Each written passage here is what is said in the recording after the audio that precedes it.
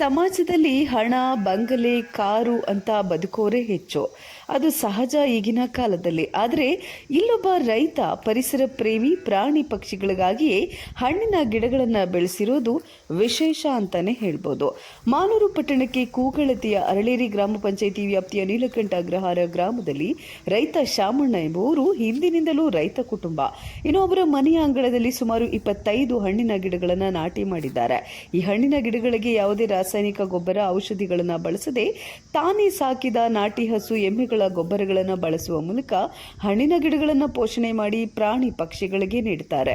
ರೈತ ಶಾಮಣ್ಣ ವರ್ಷದಲ್ಲಿ ಗುಣಿ ಪದ್ಧತಿಯಲ್ಲಿ ರಾಗಿ ಬೆಳೀತಾರೆ. ಬಿಳಿ ರಾಗಿ ಸಹ ಬೆಳೆದು ಇತರೆ ರೈತರಿಗೆ ಮಾದರಿಯಾಗಿದ್ದಾರೆ.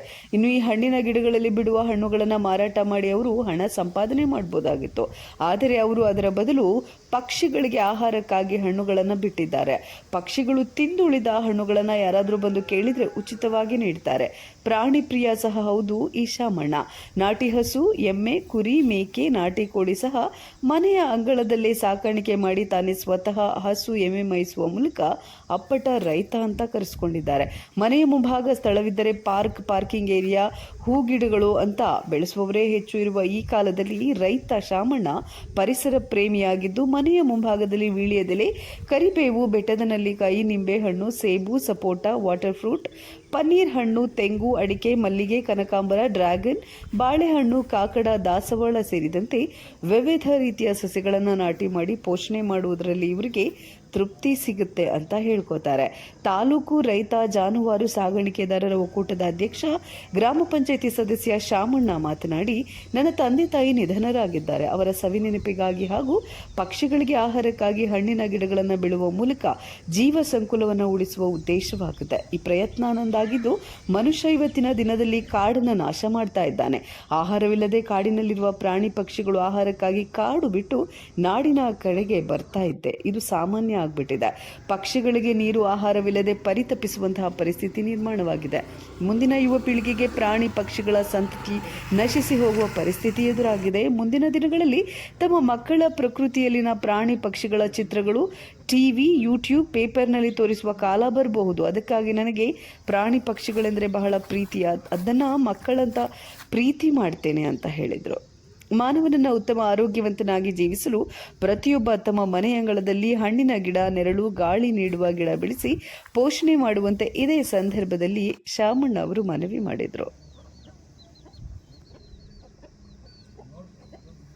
ಮಾಲೂರು ತಾಲೂಕು ನೀಲಕಂಠ ಅಗ್ರಹಾರ, ಮಾಲೂರಿಗೆ 1 ಕಿಲೋಮೀಟರ್ ಅಂತರದಲ್ಲಿರುವ ಒಂದು ಪುಟ್ಟ ಊರು.